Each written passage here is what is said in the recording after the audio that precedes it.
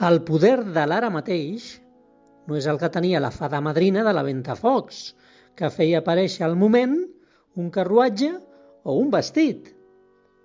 I el poder de l'ara mateix tampoc és el del cap neuròtic i explotador que demana un informe ara mateix. El poder de l'ara mateix és gaudir del present que se'ns escapa com l'aigua, gaudir-lo amb alegria, i això s'aconsegueix quan tens luxes al teu voltant, bona companyia i desconeixes què és treballar. El poder de l'ara mateix és... Un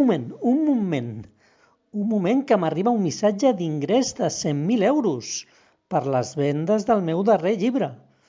Perdó, ara mateix segueixo.